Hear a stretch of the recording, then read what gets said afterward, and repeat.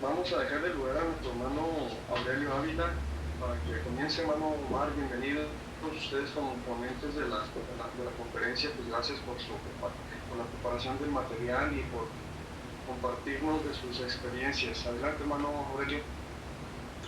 Pues le estamos dando la invitación como entrada, ¿verdad? A nuestro hermano Omar Barraza, y él va a ser el que va a iniciar precisamente esta disertación, y esperamos, ¿verdad?, que sea de bendición para todos los hermanos. Hermano Omar, conéctate y empiezas tú. Amén, hermano. Bien, pues vamos a dar entonces un poco de lo que está sucediendo, lo que estamos viendo en este tiempo. Hablábamos la semana pasada, ¿verdad?, sobre lo que es una pandemia que estamos viviendo por un virus, ¿verdad?, que se ha llevado en la ciudad y no nomás aquí, a nivel mundial. Pero más que una pandemia por un virus, yo veo que ahorita que hay una pandemia de psicosis, de miedo, de pánico, de ansiedad. Entonces podemos ver que esta pandemia que se está generalizando está trayendo mucha inquietud entre la población y por qué no decirlo dentro de la iglesia, porque esto no se trata, ¿verdad? O no es un asunto de espiritualidad. Esto nosotros tenemos que entender, decía yo la semana pasada, tenemos que entender que somos seres biológicos, somos seres psicológicos, pero también seres espirituales. Y esto nos lleva, ¿verdad?, a entender que nosotros podemos pasar, o sea, que no estamos exentos a vivir etapas, que aunque este tipo de escenarios que vivimos en cuestión de una crisis, un ataque de ansiedad, son muy cortos, se podría decir, pero son intensos. Esa es la diferencia, ¿verdad?, que se puede ver en ello, que son etapas muy cortas, pero fuertes a la vez. Y podemos ver entonces que hay mucha gente, muchas personas que están llegando a los hospitales, a los consultorios. He platicado con algunos doctores y me han dicho, aquí llega gente diciéndome y asegurándome que ya están contagiados, que ya están enfermos y sienten los síntomas y los tengo que regresar. Les doy un medicamento y les he dicho, ¿quién le dijo que usted está infectado? ¿Ya se hizo la prueba? No, pero es que lo siento, sí. Pero son personas que se han somatizado con este tipo de situación, con el problema, ¿verdad?, que se está viviendo. Y son ataques de ansiedad o crisis de ansiedad que se están viviendo. ¿Qué es una ansiedad? Para definirla, es el estado mental que se caracteriza por una gran inquietud, una extensa excitación y una extrema inseguridad, ¿sí? Ahora, ¿qué síntomas pudiéramos ver o pudiéramos estar analizando en una persona así? Síntomas como la sudoración, la inquietud, la irritabilidad, la fatiga, falta de concentración, problemas para dormir, dificultad para respirar, latidos cardíacos rápidos y mareo, ¿sí? Entonces, son síntomas que parecieran ser y nos indican que una persona pues está pasando por una crisis de ansiedad, pero se confunde, o la gente está confundiendo este tipo de situaciones con el creer que ya es una persona que está contagiada y que pues vaya, al momento decíamos la semana, o sea, al momento de decir que está contagiada es como cuando se escuchaba, usted tiene cáncer, cáncer es sinónimo de muerte. Entonces la gente empieza a morir antes de tiempo, o sea, empieza a sentir que ya no hay solución o no hay respuesta, ¿verdad?, por lo que está viviendo, cuando nosotros tenemos que aprender a controlar o sobrellevar este tipo de situaciones y vaya, conocer lo que son nuestras emociones. Por eso decía, somos seres biológicos, psicológicos y espirituales. Entonces, de las emociones que a nosotros nos edifican de cierta manera, porque todo nos ayuda para bien, decíamos, ¿verdad? Hay emociones que nosotros no quisiéramos sentir, pero que son básicas, ¿sí? Que son básicas y que estas son las que nos ayudan en un desarrollo, como es el asco. El asco no lo quisiéramos sentir, pero bien, ahí está. El miedo es otro de ellos, la tristeza, la sorpresa, la alegría y también la ira. Y todo esto, ¿verdad? Combinado, se pudiera decir que se hace un tipo de sentido que cuando no sabemos conocerlos o no sabemos entender lo que está sucediendo en este momento, vamos a caer en un trastorno, a lo mejor ya está de ansiedad, ya cuando se está hablando de algo patológico, ¿verdad? Porque nos está sacando de nuestro lugar, hablando del área mental, de la área física. Mire, bueno, yo lo veo así. El miedo nos alerta a algo. El miedo simplemente nos está hablando o previniendo. Pero la ansiedad es una sensación de confusión. La sensación no nos lleva a ningún lado, o sea, no hay nada concreto, todo es confuso. Y ahí empiezan muchos cuestionamientos, ahí empiezan muchas cosas que nosotros a veces no entendemos. Y qué triste o qué desesperante es cuando uno está solo y vive un tipo de situación así, de una crisis de ansiedad.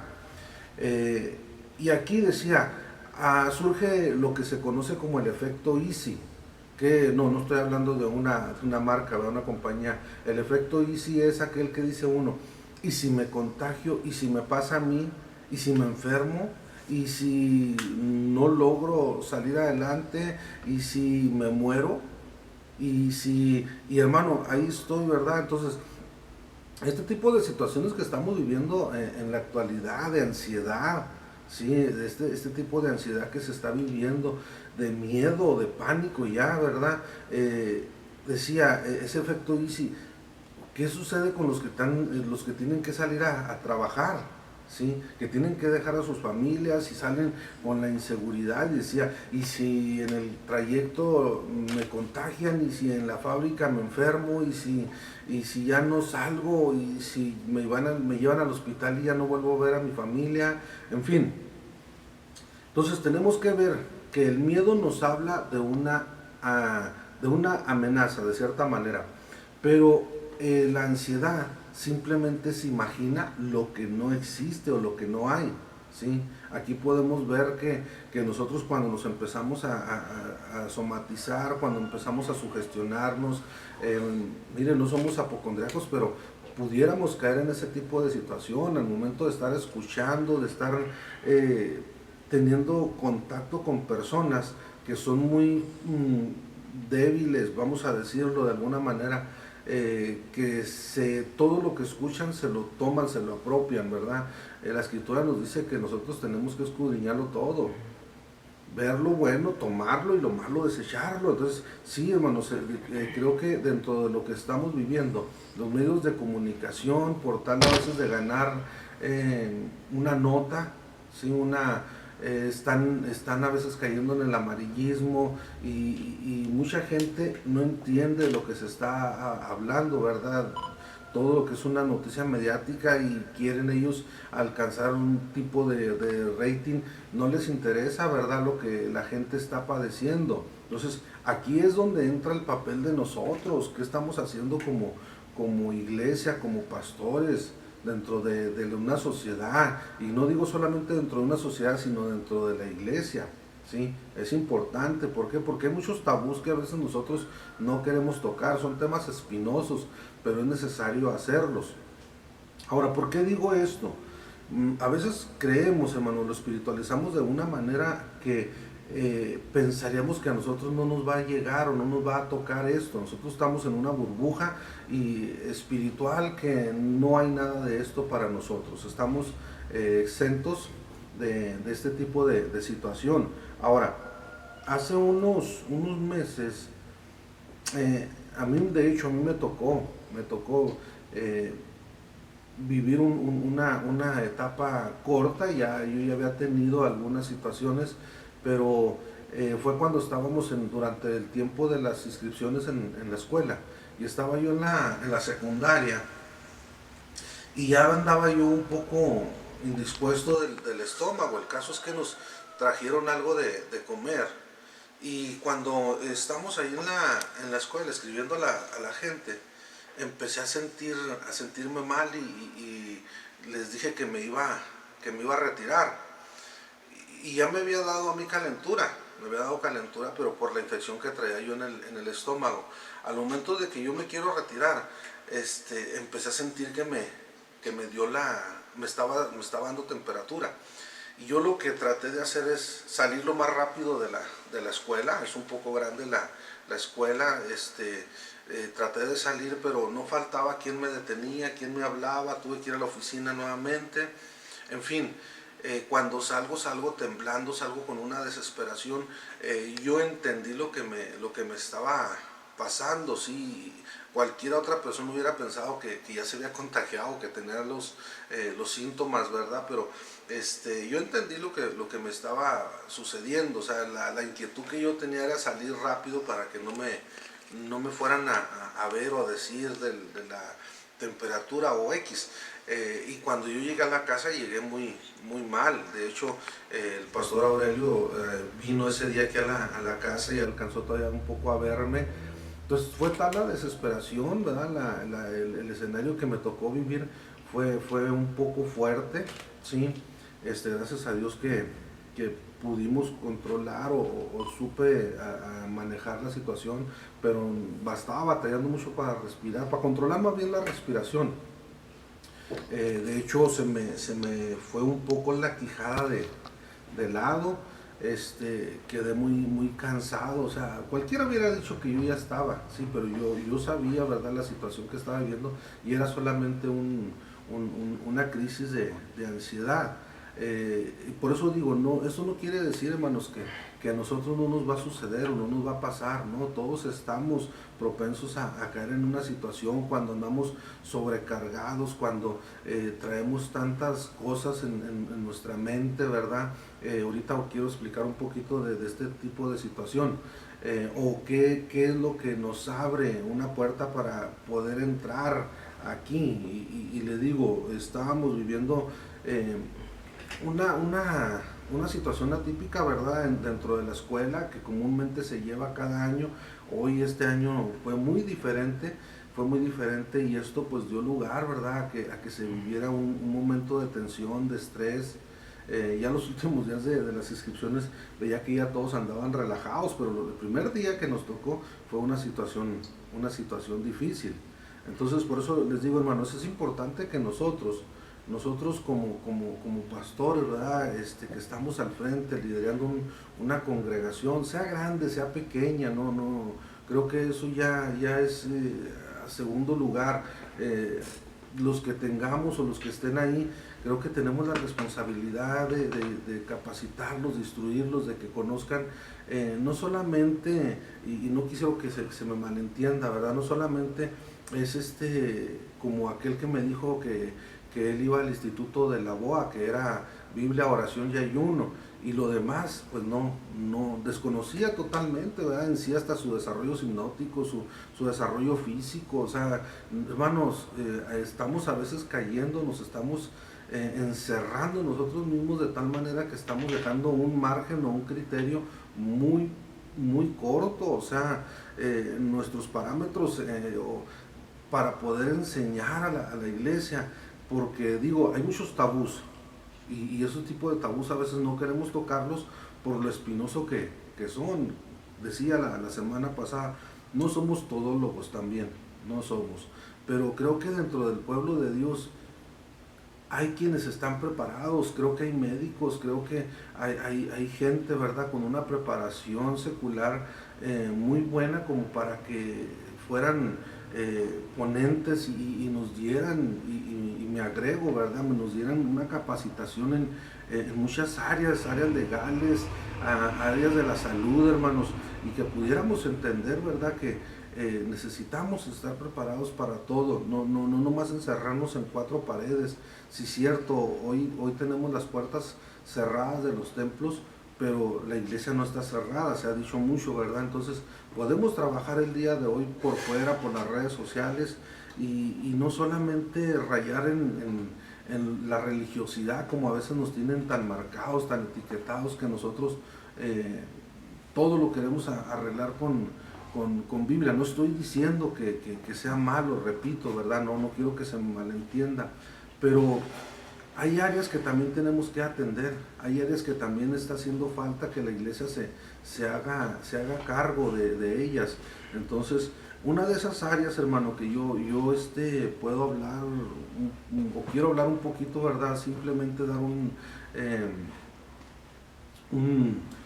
a grandes rasgos sobre lo que es la tanatología. Ahí donde me gustaría, ¿verdad?, que pudiéramos entender un poquito lo que es esta disciplina para poder nosotros ayudar un poco más a la gente que necesita. Antes de entrar, no sé si el pastor Aurelio quisiera recalcar algo, le dejo el lugar, hermano, por si quisiera puntualizar algo.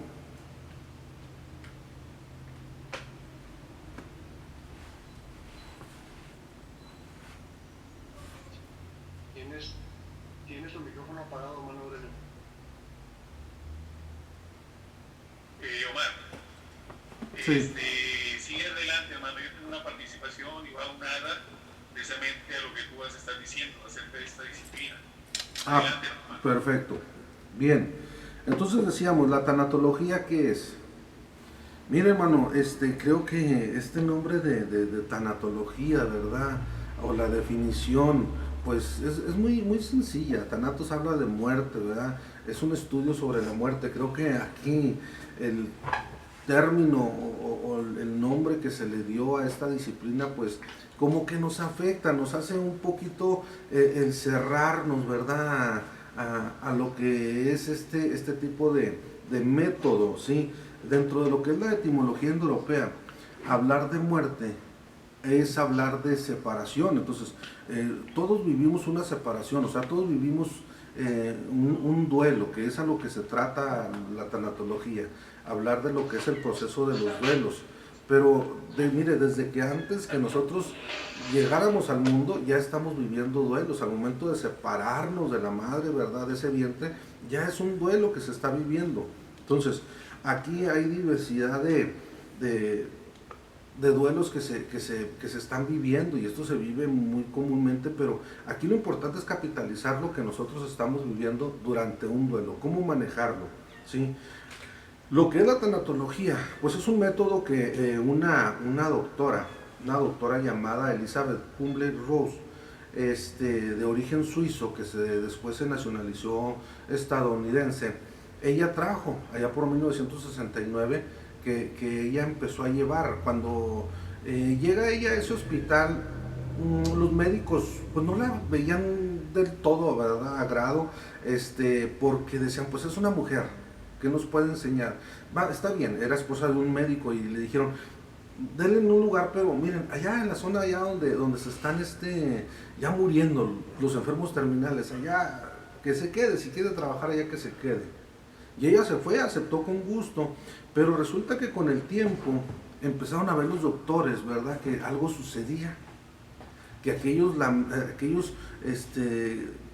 ruidos de lamento, de dolor, de desesperación, empezaron a cambiar, y ya después ya no eran quejidos, ya no era lamento, ahora eran sonrisas, eran cantos, la gente estaba contenta, y empezaron a notar algo raro, y dijeron, bueno, ¿qué es lo que está haciendo esta mujer? Y ya ella empezó a hablar sobre lo que era su método, ¿verdad?, de apoyo o acompañamiento, porque un tanatólogo es eso, es un acompañante durante un proceso de duelo, sea cualquiera. O sea, mire, aquí decía, por eso, hablar de tanatología, a veces pensamos y simplemente lo relacionamos con muerte. Por eso me iba yo a lo que es la etimología indoeuropea, que nos habla de lo que es separación. Entonces, nosotros vivimos muchos tipos de pérdidas significativas en todas las áreas.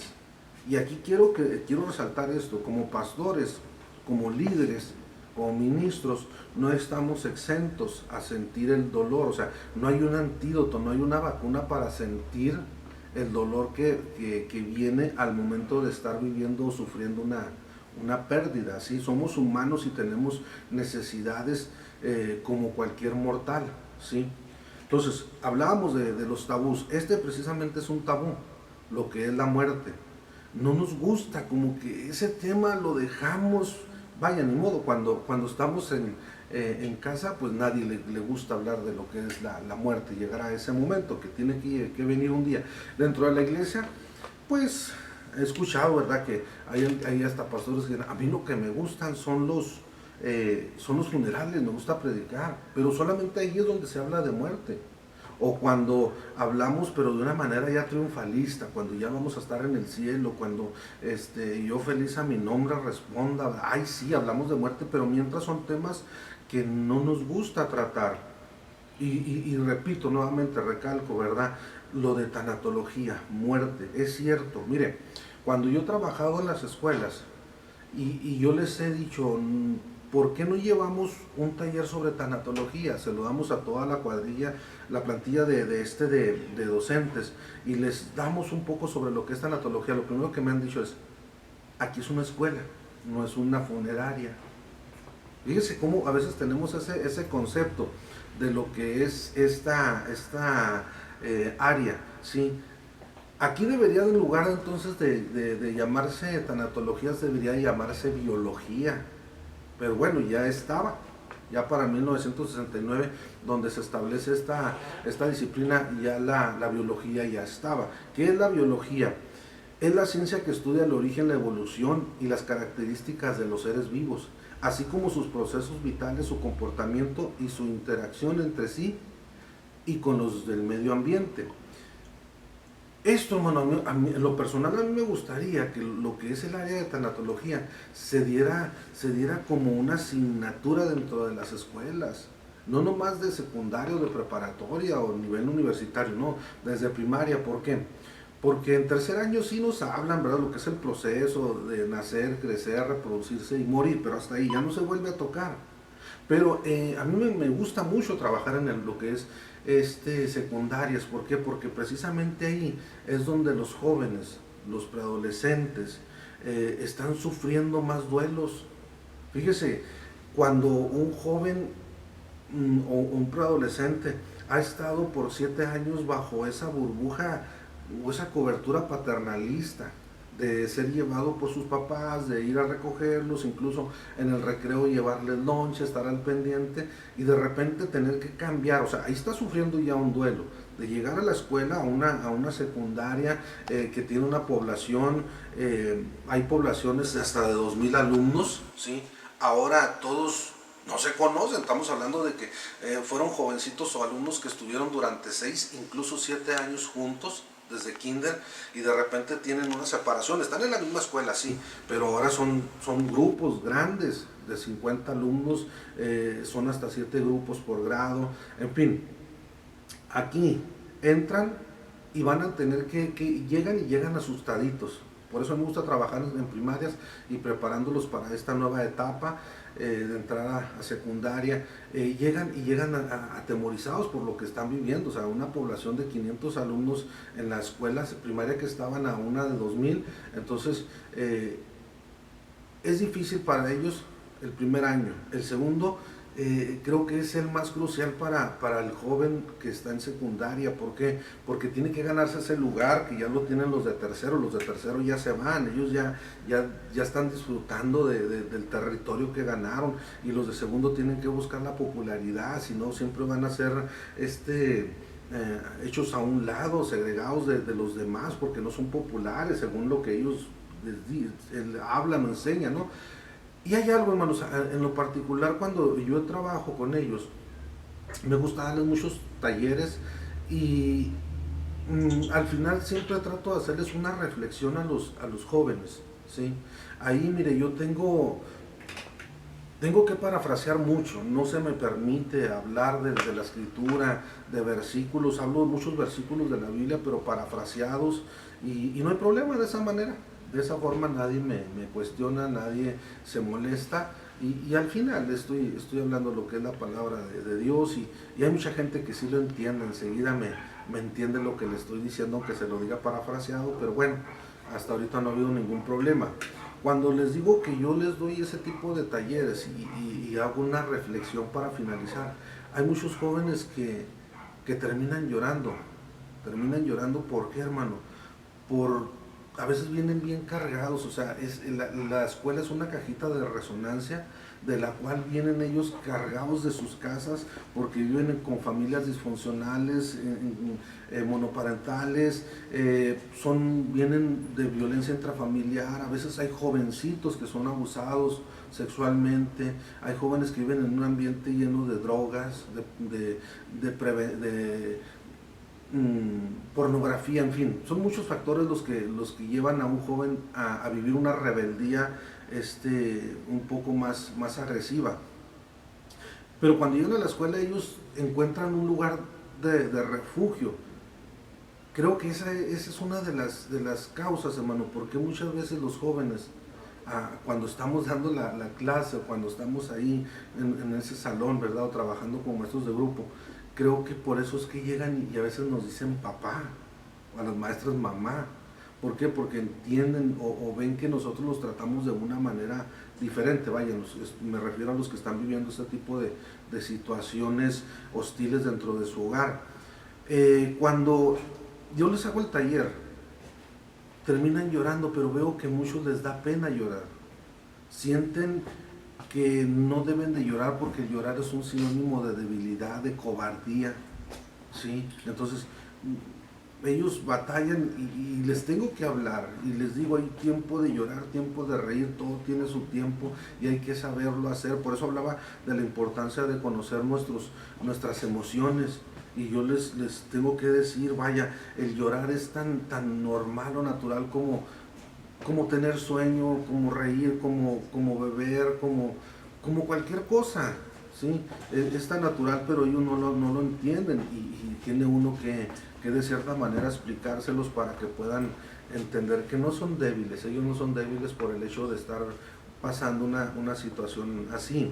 Entonces, ¿qué nos enseña la tanatología? Bien, la tanatología nos enseña a soltar el dolor y tener un aprendizaje de lo que se está viviendo. No tenemos que evadir el dolor, porque sería darle la vuelta, cosa que no se puede, estaríamos cayendo al mismo lugar. Ahora, no hay vacuna, decía ahorita, no hay vacuna para el dolor. Es como decir, un dentista no puede sacarse la muela solo. De decir, yo me voy a sacar la muela. ¿Cómo vas a ver cuando no ha revisado antes, verdad, la situación en cuanto a lo que está la muela y a lo mejor hasta se va a quitar otra que no es? Entonces, cuando hay alguien que está viviendo un duelo, precisamente necesita o tiene que llevar a cabo el pedir ayuda o apoyo de otro. Ahí es donde está entonces el trabajo de lo que es la tanatología. Y a veces decimos, si hubiera yo sabido que esto me iba a suceder, simplemente no lo hago.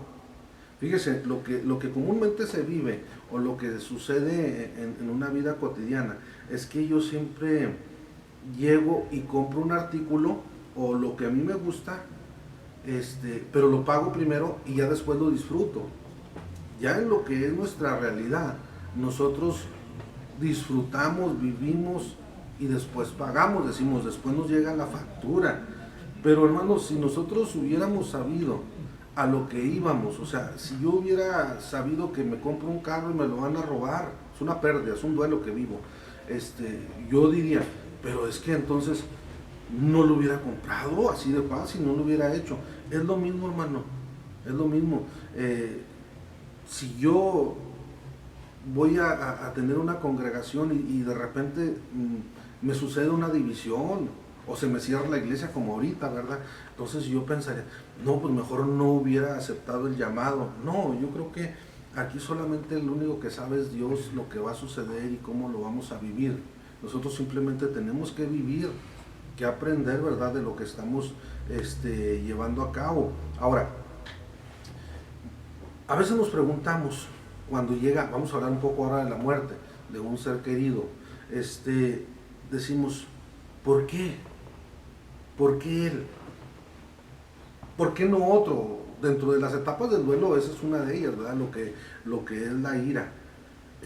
¿Por qué no otro? ¿Por qué no el vecino sirve un borracho? ¿Por qué no aquel sirve un drogadito? ¿Por qué no aquel que se la pasa delinquiendo? ¿Por qué mi hermano, mi tío, mi padre, mi madre, mi hijo, no sé, ¿por qué él? Y en lugar de decir por qué, mejor decir ¿para qué? ¿Para qué vivió? ¿Sí? ¿Qué sentido tenía haber vivido? ¿Sí? Entonces, no nos gusta, decíamos, hablar de la muerte. Todos queremos hacer planes, todos queremos vivir la vida, pero también tenemos que entender que todos tenemos un propósito aquí. Y mire, muchas de las situaciones que se viven aún dentro de las iglesias es que no alcanzamos a superar y no es superar, más bien es aceptar, ¿sí? Es aceptar lo que son las etapas del duelo. ¿Por qué? Porque muchas de las ocasiones nosotros alcanzamos a ver que no hay un muerto o no falleció solamente una persona, fallecieron 2 o hasta 3. Y qué triste, ¿verdad? Cuando una persona que ha perdido, vamos a decir un matrimonio, fallece uno de los dos y el que queda, fíjese, en lugar de ser uno, son 2 los que mueren. El que queda viene a su mente y lo dice, no, es que yo sin él no puedo vivir, de veras, yo no sé qué hacer, sin él no puedo vivir. Creo que esto no es amor, esto es codependencia, y ya no sería amor genuino, no, esto ya es una codependencia, ¿sí? Entonces, cuando estamos viendo este tipo de duelos, y ahora, hermano, en esta pandemia, fíjese qué situación más fuerte se está viviendo en los tipos de funerales o en las situaciones que se están dando, en los cuales no se sabe, hermano, no se sabe si la persona que entra al hospital va a salir, ¿sí? Entonces, va uno con la esperanza de llevar a su ser querido, ¿verdad? A su vecino, no sé, a alguien que usted le brindó el apoyo para llevarlo a un hospital y de repente salir y que le digan, sabe que venía contagiado, se murió, pero pues si no traía síntomas, pero estaba contagiado, no sé qué sucedió, pero pasó. Y lo único que nos dicen, venga, tal día le vamos a entregar sus cenizas para que usted se organice. Oiga, hermano, en ese momento es un duelo que no estaba programado, claro que no, ¿sí? Pero se tiene que aprender a enfrentar esto, ¿verdad? Y a veces uno dice, bueno, pero ¿por qué? Decía ahorita, ¿por qué él? ¿Por qué él? ¿Por qué de esta manera? Y más cuando se dan situaciones en donde se quedaron cosas pendientes y vienen esos resentimientos, vienen esas confrontaciones o esos sentimientos encontrados de haber dicho, pero ¿por qué no le dije? ¿Por qué no le hablé? ¿Por qué no le pedí perdón? ¿Por qué no arreglamos la situación? ¿Por qué se tuvo que ir así? Murió y ya no alcancé a estar con él en los últimos momentos. ¿Por qué cuando más necesitaba de mi apoyo no pude brindárselo? Cerrarle los ojos. Mire, hermano, creo que aquí sí es importante todo eso, no estoy diciendo que no.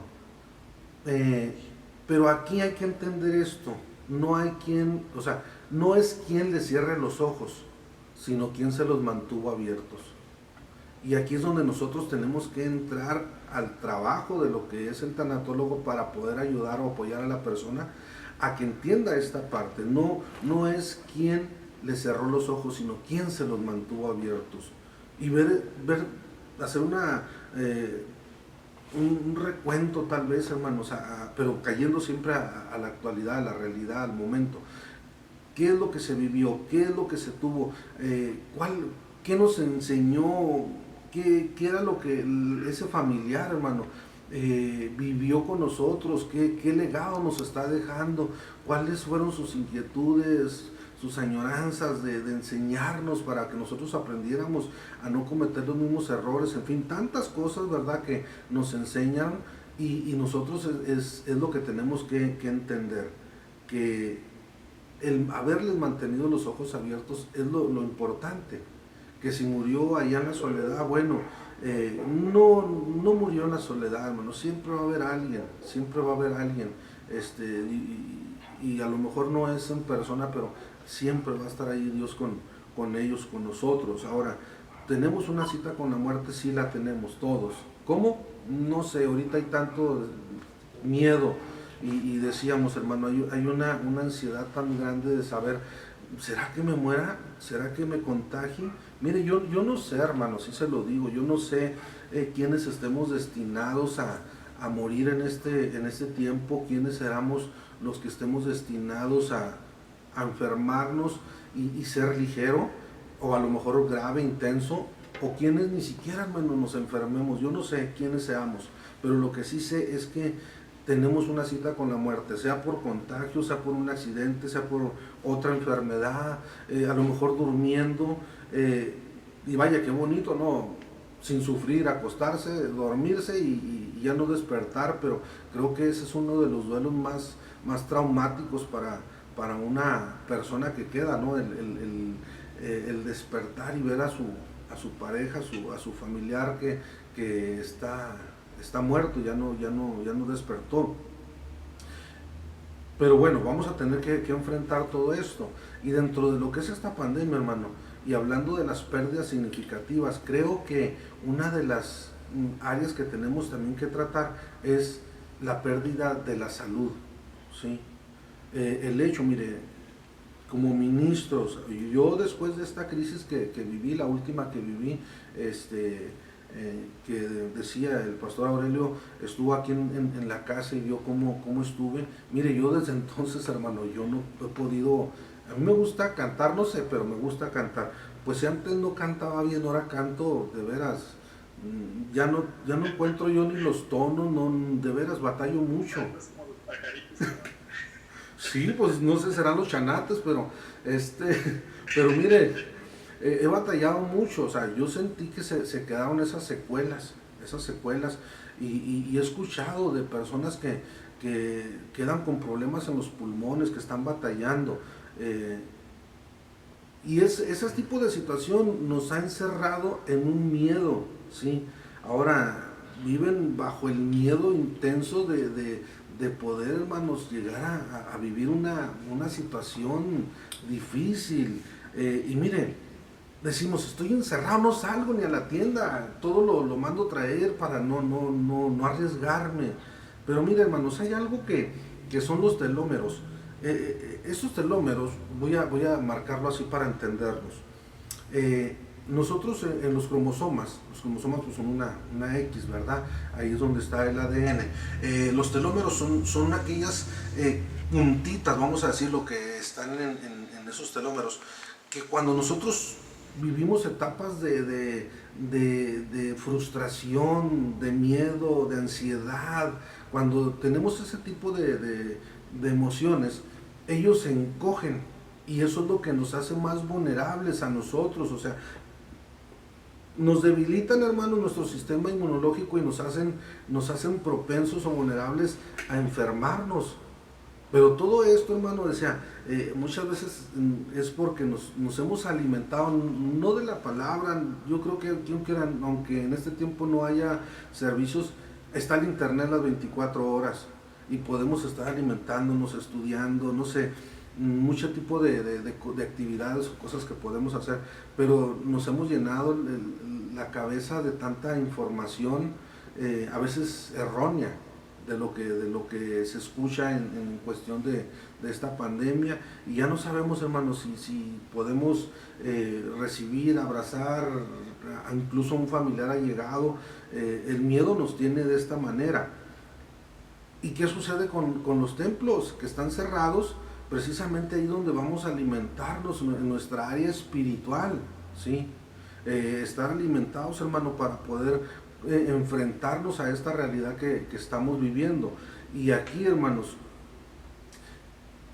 es donde a veces llega a caer la crítica, respeto, pensamientos, ¿verdad?, que se puedan tener, pero llegamos a criticar a los demás. Hermano, es que usted no está confiando en Dios, es que usted no tiene fe, es que entonces, ¿en qué está creyendo? Entonces, hermano, ¿por qué no lo hace? Usted decrete, usted hable, usted diga, usted confiéselo.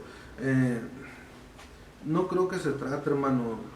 Digo, hay cosas que se tienen que hacer bien y otras cosas que se hacen por fe, y no tenemos que mezclar, y muchas veces terminamos afectando en lugar de apoyar. Nosotros estamos para construir, no para destruir, ¿sí? Cuando a veces no les damos un apoyo, este tipo de situaciones pueden volverse patológicas y la gente llega a perder totalmente la esperanza en todo. Y es donde dicen ellos, bueno, pues es que ya me resigné al fin. Miren, nosotros, al ser un apoyo dentro de los procesos de duelo, nosotros, hermano, no tenemos que enseñarles a resignarse. Porque resignarse es simplemente cruzarse de brazos y decir, bueno, ¿ya qué puedo hacer? Ya ni modo, ya me pasó, ya no puedo hacer nada. Así me tocó. No, resignarse no sería lo adecuado para nosotros. Para nosotros es aceptar, avanzar, caminar, hermano. Porque no es solamente en una cuestión de muerte, lo repito, hermano. O sea, esto nos tiene tan a veces tan etiquetados en decir, es que pura muerte. No, estamos hablando de que no es el simple fallecimiento de un familiar. Estamos hablando de que son pérdidas significativas. El año tiene cuatro temporadas, y a mí tal vez me guste mucho el invierno, pero pues tiene que venir la primavera y después tiene que venir el verano. Y tal vez a mí el verano me gusta, me encanta, pero llega el otoño. Y yo tengo que aprender, hermano, a que el año, ¿verdad?, tiene sus estaciones, y así como el año tiene las estaciones, y yo también, hermano, tengo que vivir mis etapas, mis tiempos, ¿verdad? ¿Cuánto tiempo una persona que ha perdido un familiar puede vivir ese tipo de duelo, proceso de duelo? Se habla de 1 o 2 años. Cada quien es muy independiente, hermano. Cada quien va a reaccionar de distinta manera, ¿verdad? Al hablar de duelo, sobre los procesos de duelo, es como si estuviéramos nosotros hablando de una montaña rusa. Sí, son cinco etapas de lo que es un duelo, pero mire, podemos ir, hermano, avanzando y de repente venimos otra vez, retrocedemos. O sea, hablar de una montaña rusa, digo, es hablar de ir en un vehículo, claro, sin volante, pero tampoco sin frenos. Yo a como me va llevando el riel, así yo voy viviendo. A como me va llevando la vida, sí, a como estoy enfrentando mis emociones, es como yo voy a poder vivir o superar esto. Pero ¿dónde estamos nosotros para poderles ayudar o ser de ese apoyo en esta área psicológica, en esta área biológica, no nomás en lo espiritual? Jesús mismo lo dijo cuando levantó a aquella niña, denle de comer. Si no, él hubiera dicho, bueno, ahora sí ya llévense a la iglesia, ¿verdad?, para que alabe a Dios y para que cante y agarre el pandero. No, dijo, denle de comer. ¿Por qué? Porque tenemos también que cuidar esa área. Entonces, es mucho lo que abarca una tanatología, y me gustaría, ¿verdad?, ¿por qué no?, hablar un poco más de esto. Pero simplemente, hermano, rápido, ya para finalizar. La tanatología es simplemente una prevención, una intervención y después una prevención de lo que se está viviendo, ¿sí? Estar, hermano, tratando con ellos. Ahorita, hermano, ya hay áreas que también se están especializando, como lo que es o lo que son los suicidólogos, o los que están trabajando con personas que han sido secuestradas, precisamente, hermano, por este tipo de situación.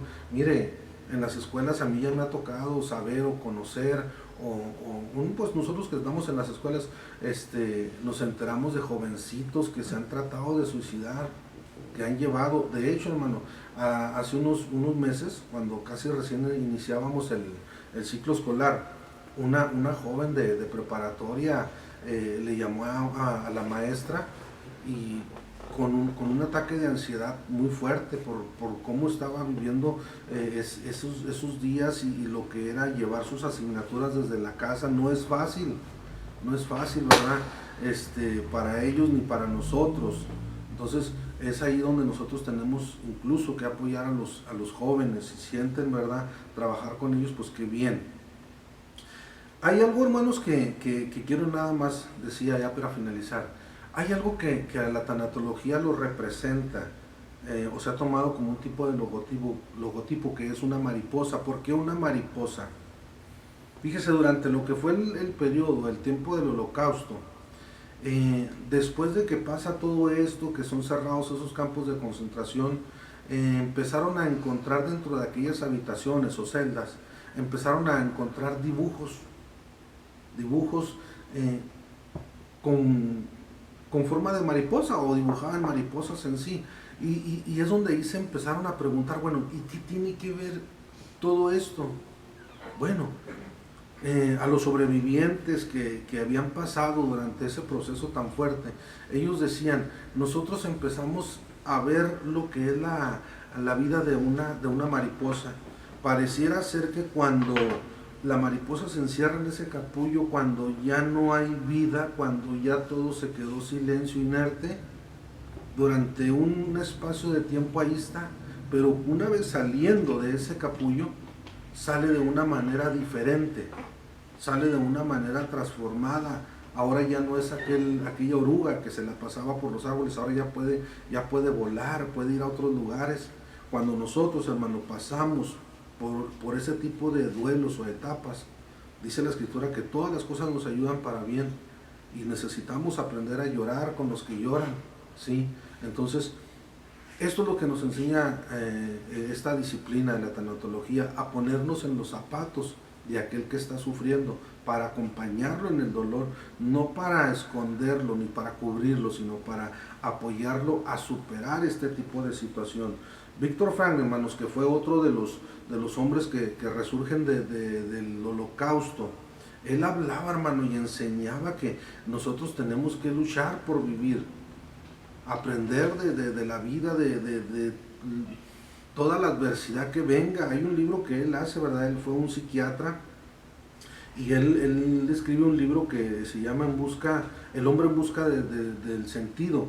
Él nos habla, hermano, o sea, nos enseña sobre lo que él vivió durante el holocausto, que fue una situación muy difícil, pero él lo único que soñaba y anhelaba era vivir, y se tuvo que aferrar a la vida, ¿sí?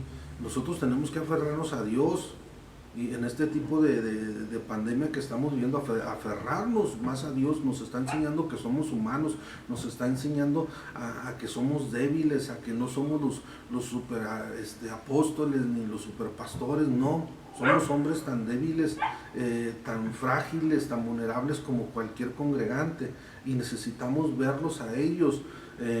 No olvidarnos que un día fuimos también ovejas y que estuvimos sentados recibiendo, sino que seguimos siendo ovejas del Señor y que necesitamos ser alimentados, necesitamos aprender y vivir etapas para poder enseñar a otros. Entonces, nada más, hermanos, invitarnos, ¿verdad? A que podamos nosotros capacitarnos un poco y poder ser de ayuda, no nomás en lo espiritual, también en lo psicológico, en lo biológico, como en lo social, para poder tratar con personas y que puedan llegar al Señor, y quitándonos a veces esa etiqueta de religiosidad, ¿sí? Entonces, por mi parte, hermanos, pues espero haber sido claro, ¿verdad? Entendido. Es un poco rápido por el tiempo, pero espero, hermanos, que podamos apoyarles, que podamos ayudarles. Tengo material, si gustan, ¿verdad? O el que quisiera, nos ponemos en contacto y le hago llegar, hermano, el material que tengo, y que pudiera analizarlo, estudiar, tomar lo bueno. Esto lo hice, hermano, de manera para trabajarlo dentro de la iglesia, ¿sí? Tengo otro manual para tratarlo de manera secular, por decirlo así, pero tengo uno que nada más trata sobre lo que es la pura iglesia, para entendernos, ¿sí? Para entender un poco más a la congregación. Así que pues dejo el lugar a nuestro hermano Pastor Aurelio, y que continúe así con lo que sigue. Decía, ¿verdad?, que hay gente que muchas veces ya está prejuzgando algo que ni siquiera, lo tiene. Hay personas que ni siquiera tienen síntomas, y ya con el miedo, la ansiedad, hermanos, que la depresión que traen, absorben todo ese tipo de síntomas que son psicosomáticos, y que, hermanos, no tienen nada que ver con el virus que está imperando ahorita actualmente. Dios les bendiga, y hermanos, vamos a estar, a través de estos medios, dando precisamente en la próxima, vamos a estar invitando, a doctores, a personas que nos pueden dar, algo práctico no solamente espiritual, sino algo práctico, para que nosotros podamos seguir adelante. Como una forma es, ¿verdad?, qué tipo de medicamento puedes tomar, qué tipo de atención puedes tener, qué tipo de aislamiento puedes tener, qué es la situación que te pueden estar transmitiendo o ayudando las personas que están a tu alrededor, o sea, personas calificadas que le pueden dar, o sea, una noción clara con relación a la pandemia y las consecuencias precisamente de la pandemia. También tenemos, hermano, también ofrecemos también, o sea, todo lo que es referente a temas como son depresión, ansiedad, frustración, todo ese tipo de emociones, o sea, contrarias. Tenemos todos los materiales también y son gratuitos, o sea, no hay ninguna situación de costos, o sea, con la misma finalidad de que todos tengamos, o sea, herramientas que nos puedan servir, o sea, precisamente para cada una de nuestras iglesias y tener un poquito más de acercamiento a la gente que tiene necesidad, que está pasando precisamente por ese tipo de emociones, o sea, negativas. Pastor Aurelio, sería bueno que organizaran algo para los pastores sobre la depresión, porque hay muchos pastores en depresión, pero hay más pueblos en general en depresión por esto, ¿verdad? Sí, tenemos todo el material, hermano, precisamente para eso, y eso lo vamos a estar, o sea, manejando. Precisamente la alianza va a estar usted manejando los tiempos. Vamos a estar en continuidad con este tipo de temas, ¿verdad? Pero vamos a estar usted tocando temas muy importantes, que es lo que está pasando, o sea, no solamente la gente inconversa, sino también la gente de Dios, los ministros. Estamos trabajando, o sea, lo que es depresión, ansiedad, frustración. Estamos hablando precisamente de lo que, o sea, precisamente el tema que estamos abordando ahorita, es un tema muy importante, que es el miedo a morir te impide vivir. ¿Por qué tenemos miedo a la muerte y cómo superarlo? O sea, porque muchas veces no es solamente decirle a la gente tenga fe, tenemos que darle herramientas necesarias para que ellos puedan salir, o sea, adelante, ¿verdad? Es como cualquier persona que va, o sea, lo usual, ¿verdad? Estás comiendo y estás en un lugar elegante, te ponen todos los utensilios y ellos te dicen para qué sirve cada utensilio. De esa misma manera nosotros como pastores podemos darle las herramientas para qué sirve o cómo superar todo ese tipo de emociones que son contrarias.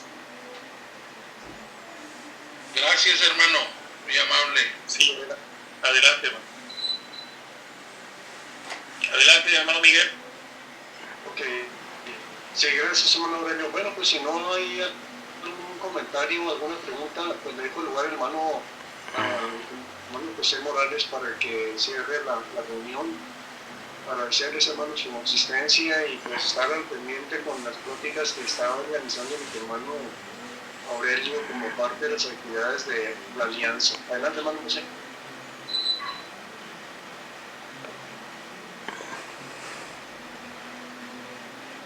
No lo escuchamos, ¿eh?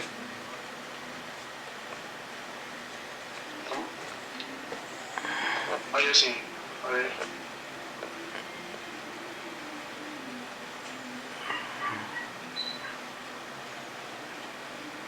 No lo estamos escuchando.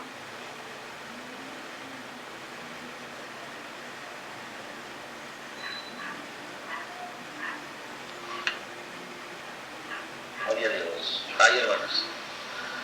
Ahí sí. Bueno, una vez más, gracias, hermanos, por su participación. Hermano Omar Barraza, Dios lo bendiga grandemente.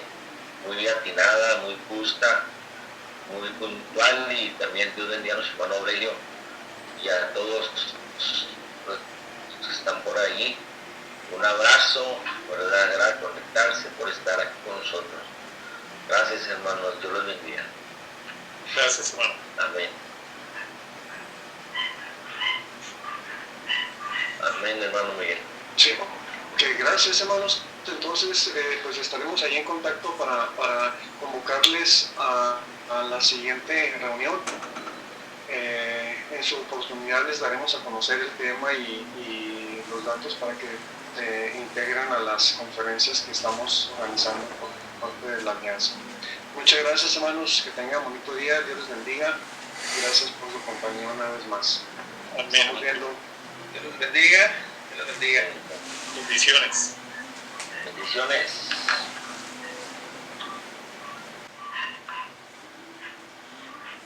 Gracias, hermanos. Dios les bendiga. Muy buen tema.